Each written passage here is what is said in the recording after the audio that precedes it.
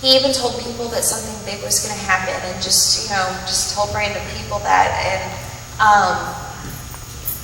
a lot of people didn't take him seriously because he was never serious. And I can say that if he went up to me before that morning and said, Missy, something big's going to happen, don't go to prayer circle, I wouldn't have believed it. I wouldn't have ever believed him because he was never serious.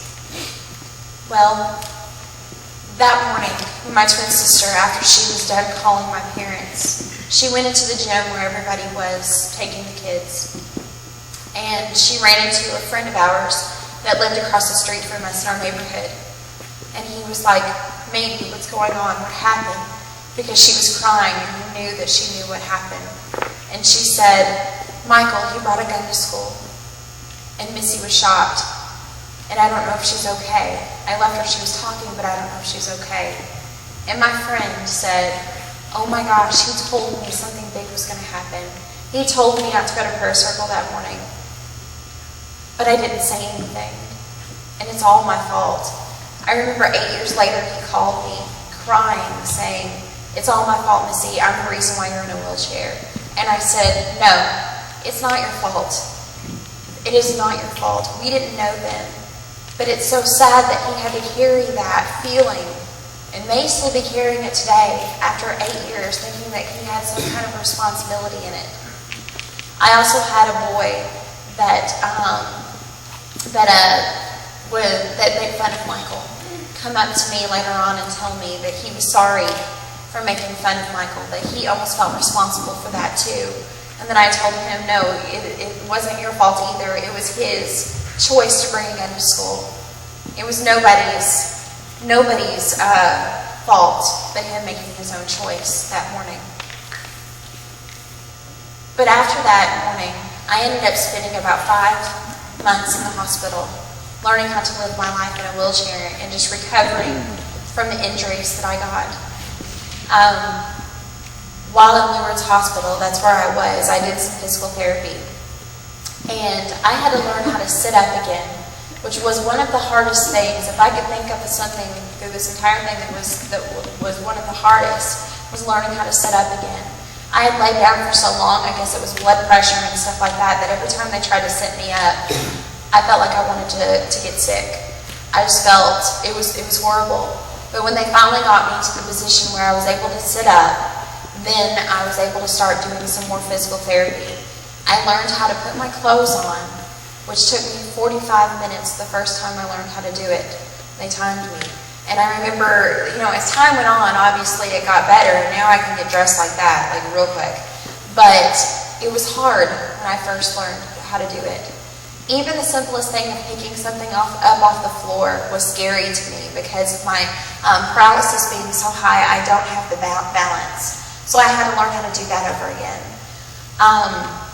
Once I was in Leeward's, they sent me to Cardinal Hill, which was in Lexington, Kentucky.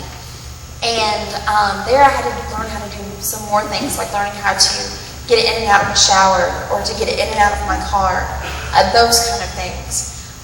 But when I got there, I thought that it was going to be just like Leeward's Hospital. In Leeward's Hospital, I was in a place where there was a lot of stroke patients. And so I kind of, hung out by myself a little bit. I'd watch TV all the time. I'd eat breakfast, lunch, and dinner in my room. Once I got to Cardinal Hill, that was not the case. It kind of turned into a boot camp. And I didn't think it was going to be like that. I got into this big room that I thought, oh, my twin sister can stay with me, and it'll be like slumber parties and all that kind of stuff. Well, no. They told me, they said, your sister can't stay with you. And so I was like, okay. So I've got to be here alone. And then I turned the TV on, and there was only 3 channels, and then it got worse, and I was like, okay, there's no TV. And then they said, okay, well, we'll be here in the morning at 7:30 for you to go to breakfast. And I was like, I have to go to breakfast? I don't get to sit here? So all those things was changing, and I remember crying, thinking this is going to be horrible. But I didn't realize what they were trying to do. They were trying to make me independent and me to rely on myself. But after being in Cardinal, one of the things, I didn't want to forget this, they made me ride a wheelie from my bedroom all the way to where I would have breakfast, lunch, and dinner. And if I touched down, I would have to go back. But eventually they would let me eat. But there was plenty of times that I didn't, master it all the way there. But finally, I did master it.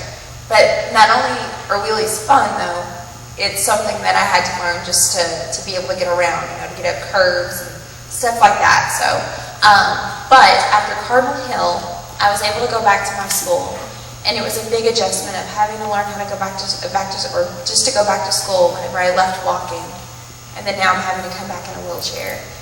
But luckily, nobody treated me any different.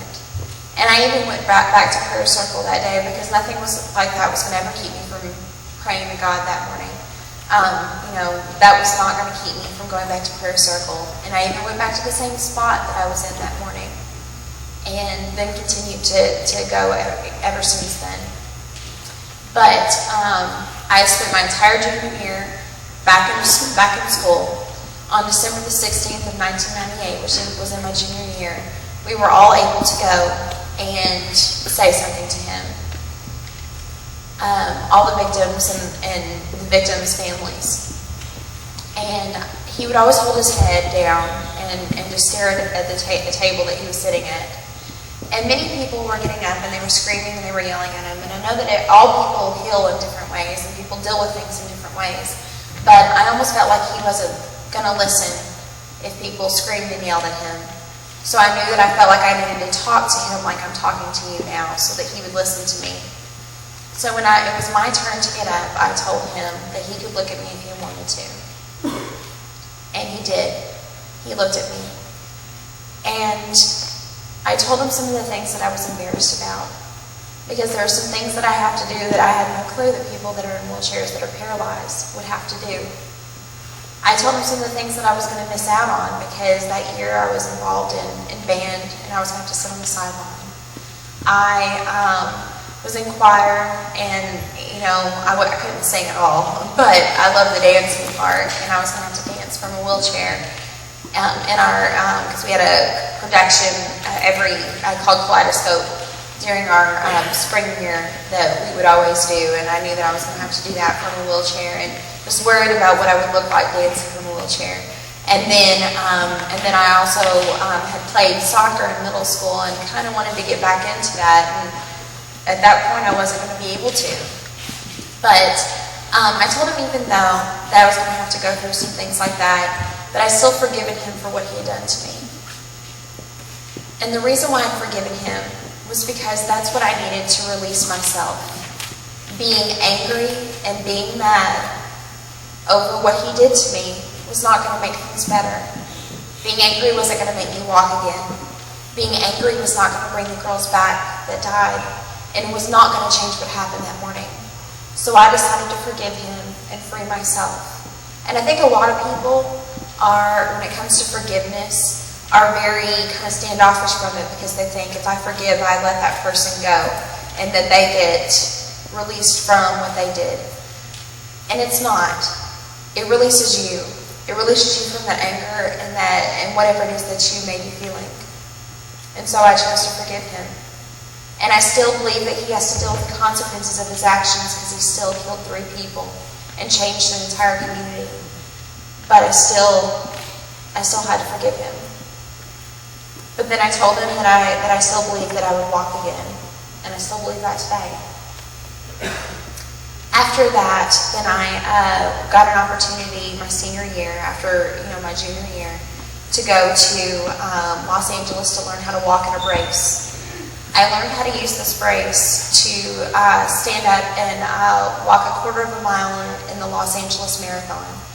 I used it to stand up and dance at prom my senior year. I remembered my junior year, my date, I didn't know what to do with him because we were like standing and dancing. He was on the floor, he was in my lap. I didn't know what to do with him.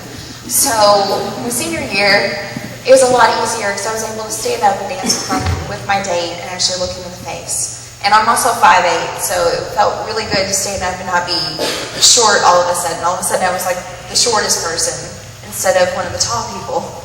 So, and then I also used it to walk across the stage for graduation because that was something that I wanted to set a goal for myself for my high school graduation. Then later on in my life, I used it to stand up and say my vows to my husband at our wedding. And it was wonderful being able to have that opportunity to use that. But I still use it every week, every Wednesday, just for exercise and